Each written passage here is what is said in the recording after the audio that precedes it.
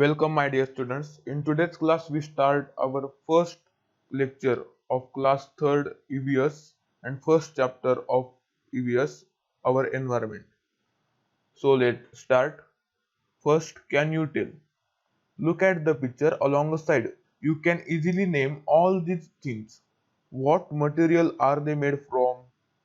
शेजारील दिलेल्या चित्रात तुम्ही काही वस्तू बघाल तर या वस्तू तुम्हाला सहजपणे ओळखता येतात का कारण की तुम्ही त्या नेहमी वापरतात. नावे पण तुम्ही सहज देऊ शकाल. तर या ज्या काही शेजारी दिलेल्या वस्तू आहेत तर त्या कशापासून बनल्या असतील बरे. तर शेजारील चित्रात एक बॅट दिलेली आहे. ही बॅट लाकडापासून बनते. त्याच शेजारी एक कप आहे. हा कप सिरॅमिक नावाच्या एका प्रकारच्या मातीपासून बनतो. तसेच एक पॉट दिलेला आहे. पॉट हा मातीपासून बनतो हे सर्वांनाच माहिती असेल. त्याचजवळ एक धागा दोरा आहे. तर हा जो काही धागा आहे हा मेंढीपासून मिळणाऱ्या लोकरीपासून बनतो. तर where do we find this material. या ज्या काही चित्रात दिलेल्या वस्तू आहेत त्या आपल्याला कुठे मिळतील, आपल्याला कुठे भेटतील या वस्तू. तर बॅट सर्वांनाच माहिती आपण क्रिकेट या खेळात वापरतो. कप प्रत्येक घराच्या किचन मध्ये आपल्याला दिसेल. दोरा हा शिवण काम करणाऱ्या लोकांकडे दिसेल. माठ प्रत्येक घरामध्ये पाणी साठवण्यासाठी वापरतात. What are use of this thing. या वस्तूंचा वापर तरी काय आहे. तर बॅट ही क्रिकेट खेळामध्ये बॅटिंग करण्यासाठी आपण वापरतो. कप चहा दूध किंवा कॉफी पिण्यासाठी आपण वापरतो. दोरा शिवण्यासाठी किंवा कपडे तयार करण्यासाठी आपण वापरतो.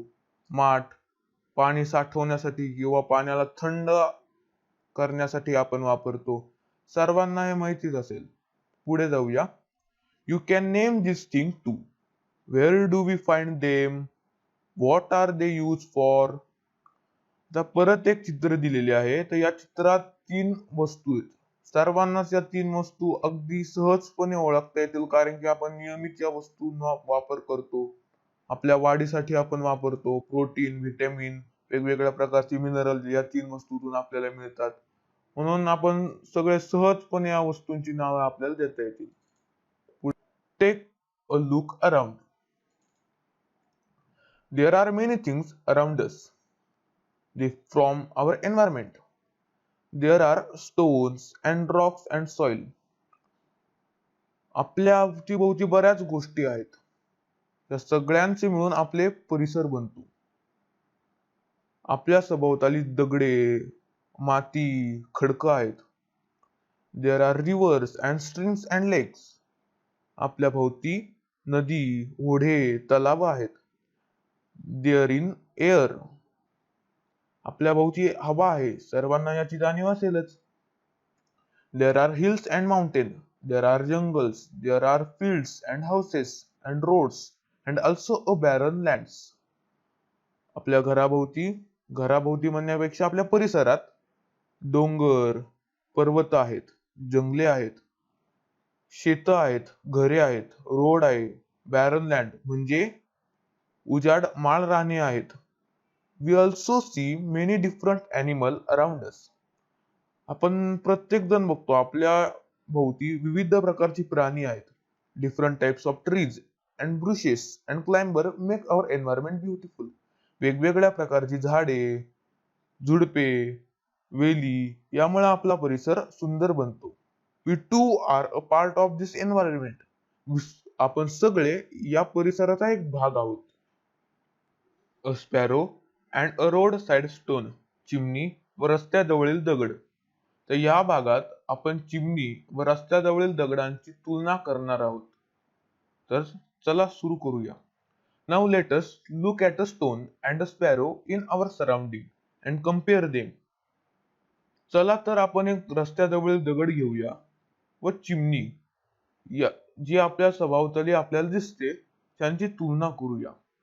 अ stone remain where it is. It's place change only if someone pick it up and move it. दगड स्वतः आपली जागा चेंज म्हणजे बदलू शकत नाही. जर त्याला एखाद्याने उचलले तरच तो त्याची जागा बदलू शकतो. It doesn't it so it doesn't grow bigger. दगड अन्न ग्रहण करत नसल्यामुळं त्याची वाढ सुद्धा होत नाही.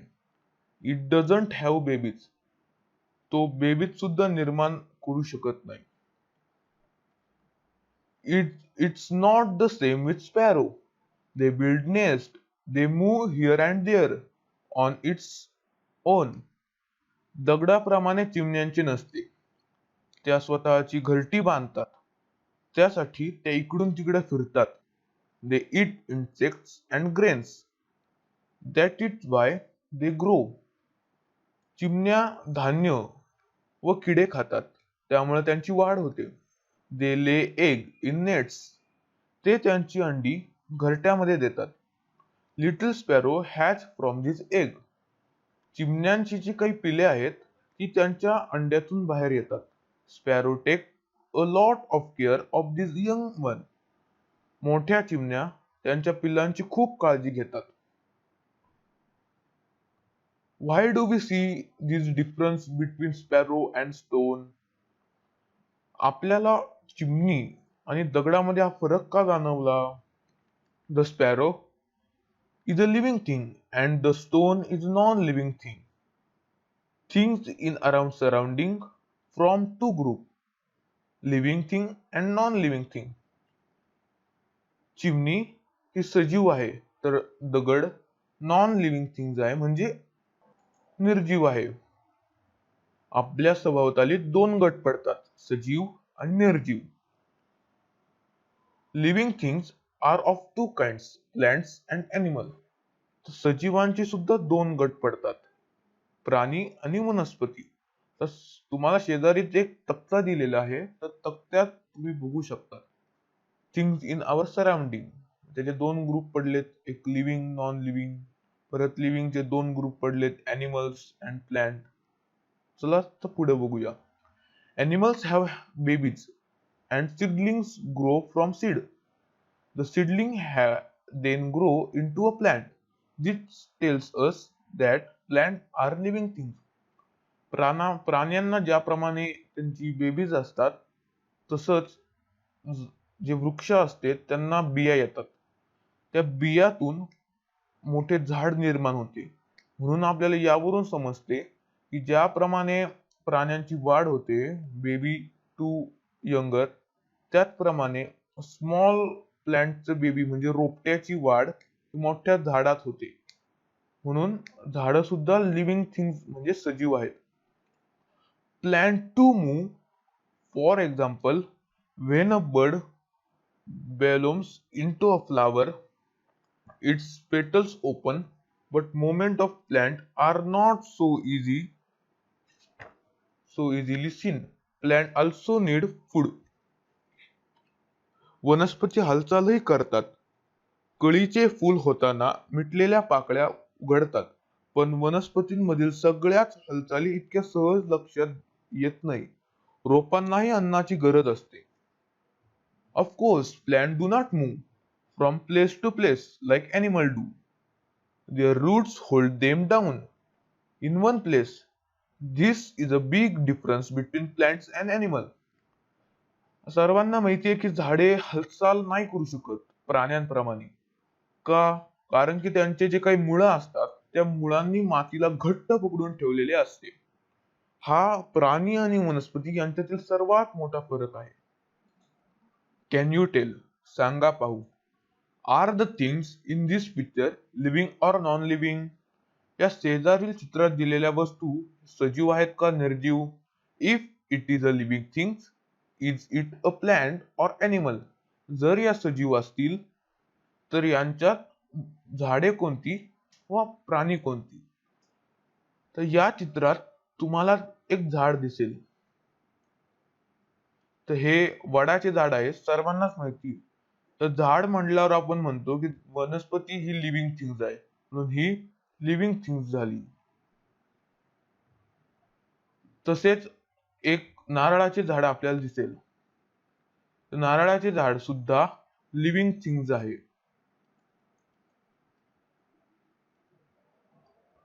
त्याचप्रमाणे खाली तुम्हाला एक गुलाबाचे रोपटे दिसेल, तर हे गुलाबाचे रोपटे सुद्धा लिव्हिंग थिंग्स आहेत, कारण की ते श्वास घेतात, सोडतात. दिसत जरी नसला तरी ते श्वास घेऊन सोडतात, अन्न ग्रहण करतात, त्यामुळे त्यांची वाढ होते. या सर्व गोष्टी आपण वर बघितल्या आणि यावरून निष्कर्ष असा काढू शकतो की हे झाड हे सजीव आहेत. या चित्रातील वडाचे झाड, नारळाचे झाड आणि गुलाबाचे झाड या लिव्हिंग थिंग्स आहेत आणि लिव्हिंग थिंग मध्ये या प्लांट आहेत.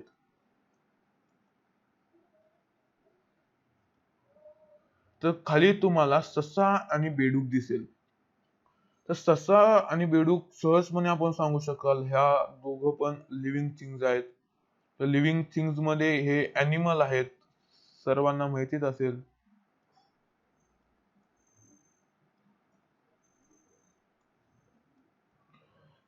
तर या चित्रात दिलेले गॅसचे सिलेंडर, ग्लास आणि पातेले या नॉन लिव्हिंग थिंग्स आहेत. हे आपण सहजपणे सांगू शकू. Use your brain power. A railway engine goes to and fro. Is it living or non living? रेल्वेचे जे इंजिन आहे ते पुढे व मागे जाते, हालचाल करते म्हणजे. आता त्याला आपण सजीव किंवा निर्जीव काय दोघांपैकी म्हणू शकतो? तर जरी रेल्वेचे इंजिन हालचाल करू शकत असले तरी ते निर्जीव आहे, कारण की त्याची वाढ होत नाही, ते अन्न ग्रहण करत नाही, यामुळे ते निर्जीव या गटात मोडते. Would come from trees which are living things. A chair is made from wood. Now, is the chair living or non-living? लाकूड जे झाडापासून आपल्याला मिळते ते झाड सजीव आहे, पण जी खुर्ची जी झाडाच्या लाकडापासून बनते ती आता सजीव आहे का निर्जीव? मुळीच नाही, ती निर्जीव आहे. का? कारण की परत तेच की अन्न ग्रहण नाही करत, त्यामुळे त्याची वाढ होत नाही, म्हणून खुर्ची ही निर्जीव झाली. Can you tell which bird do you see in your surrounding? तर आपण सर्वजण सहजपणे आपल्या सभोवताली दिसणाऱ्या पक्ष्यांची नावे देऊ शकाल. पक्षी तर सर्वच जण बघत असतील. कावळा, चिमणी, कोकिळा, पोपट इत्यादी पक्षी आपण बघतो. Can you name something that are made from stone? आता हे पण खूप सोपं आहे. आपल्या सभोवताली असलेल्या वस्तू की ज्या दगडापासून बनतात त्याची तुम्ही नावं सहज देऊ शकाल. तर आजच्या भागात आपण इथपर्यंत हा धडा कव्हर केलेला आहे. तर पुढील भागात हा धडा संपवून प्रश्न उत्तरांपर्यंत आपण जाणार आहोत. धन्यवाद.